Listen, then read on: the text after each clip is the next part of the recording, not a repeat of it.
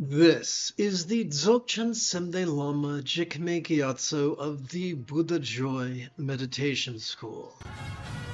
Welcome to Meditate Like a Jedi.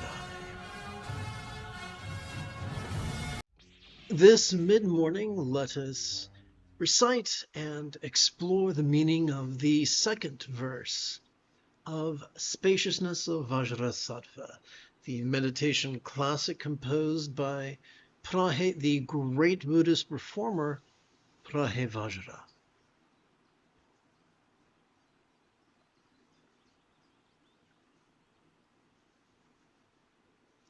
Love, being our essence, attainment is already complete, and there is no need to strive at practicing great compassion. Love, being the supreme good, there is no need to extol the many splendid qualities of compassion. I'm going to tap button 9 and subject you to an additional set of visual aids. Consider, if you will, the Buddha's Eightfold Path. What if enlightenment was nothing more than simply mastering the Eightfold Path, getting so good at its tools that we practice them spontaneously, habitually, easily, and effectively? One of the greatest ironies is that simply by playing with authentic mindfulness and authentic meditation at about once every 12 hours or so, we could master not only the 7th and 8th folds, but the remaining 6 folds of the path in as little as 7 days. 50% of the Buddha's Eightfold Path pertains to loving kindness. Loving kindness that guides our intentions, our communication, our conduct, and even our commerce.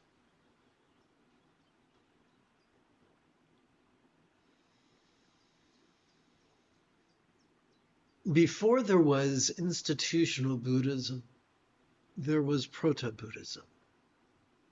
Before there were innumerable texts claiming to be the Buddha's words, there were just a handful of concise, poignant teachings.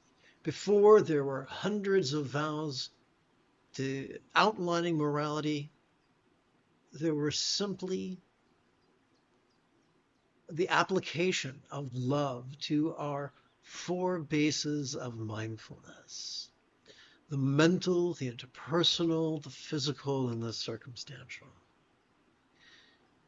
Love is nothing less than the essence of morality. As years became decades and decades, centuries and centuries, millennia, and humanity became more and more ensnared in institutional Buddhism, people really began to miss the forest for the trees and embrace the path of contriving love, as forgetting that the highest love is the spontaneous and uncontrived byproduct of simply noticing, relaxing, in harmony with our breathing. Upon this foolish path of the contrivance of the analog of love,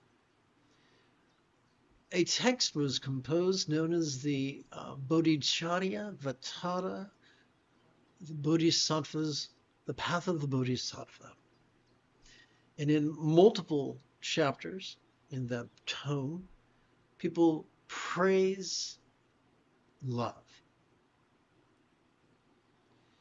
Praising love and hoping to be more loving is as satisfying as handing a starving person a photograph of food.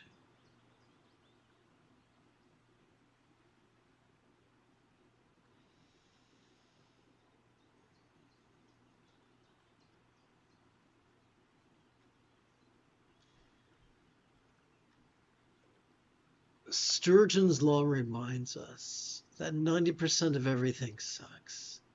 That 90% of people, including 90% of meditation teachers, are so enthralled with being rigid, fearful, superstitious, controlling, elitist, cryptic, competitive, and cruel, that they will implore their students to actively focus and actively analyze.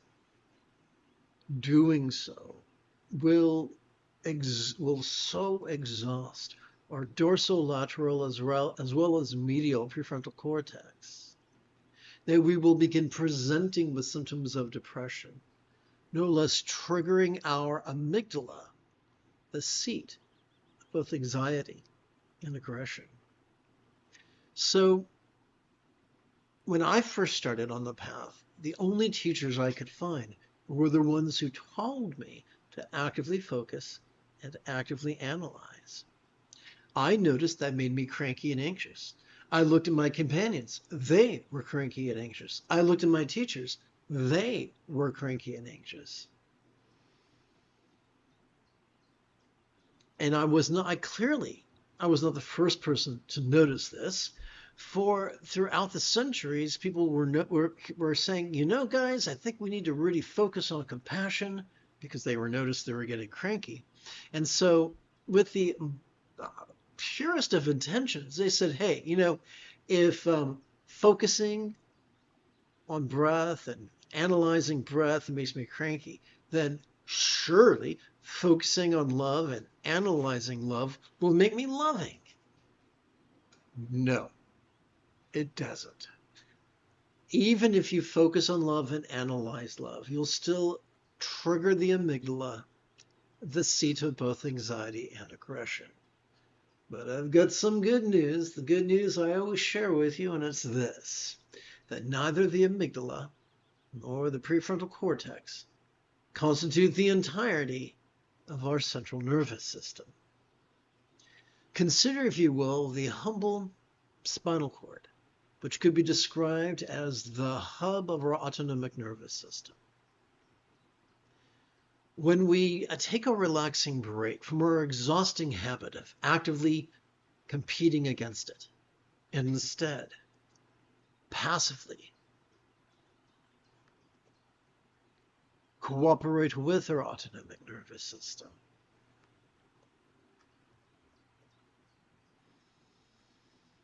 the anxiety and aggression of our amygdala is calmed, and the empathy of our anterior cingulate gyrus is gently and sanely stimulated. So the great irony is this: empathy does not need to be forced. It's our birthright. The mechanism that generates it is already latent within our brain. All we need to do is cooperate with our central nervous system in the most sustainable way. Let's explore how to do that. We'll begin with mindfulness. Every time we inhale, every time we feel our chest swell with breath,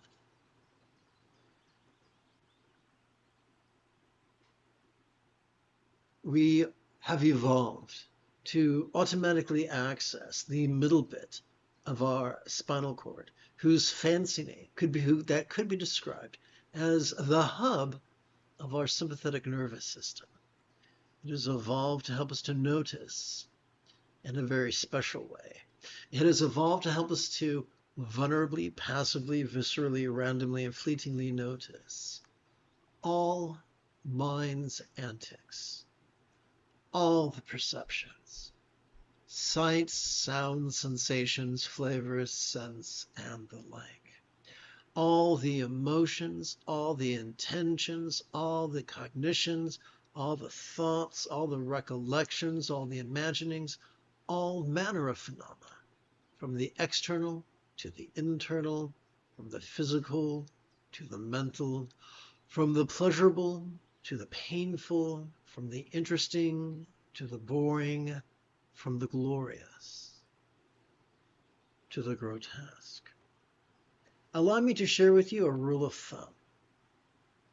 Every time we feel our chest swell with breath, all we have to do is silently and mentally recite the demonstrative pronoun this to practice the essence of mindfulness.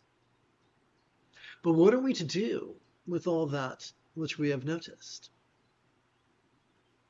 Allow me to broach the subject of meditation. You see, every time we exhale, whether we know it or not, we've evolved to automatically access the tippy top and the very bottom of that exact same spinal cord. When these two extremes work as a team, they could be described as the hub of our parasympathetic nervous system, which has evolved to help us to relax during our exhalation to such a degree that which we noticed during our previous inhalation could fleetingly feel less stressful, less permanent, less defining, and even as non-graspable as a vast empty void. Like the illusion of the infinite azure sky, bright and beautiful cloudless morn, which although could look tantalizing to the eye, could feel non-graspable to the hand. How's about a rule of thumb? The most efficient way for us to practice meditation is to silently and mentally recite the verb rest every time we feel our chest subtly sink as gently we exhale. Do this, and you cannot help but calm your anxiety and aggression.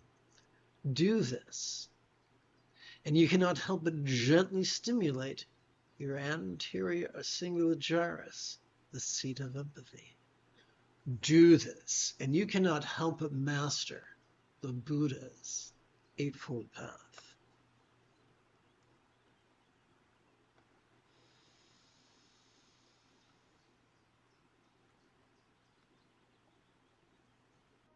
You have taken your first step into a much larger world. If you feel that I have earned it, you could give this live stream a thumbs up. You could even help support this channel. For Meditate Like a Jedi is made possible thanks to the generosity of viewers just like you.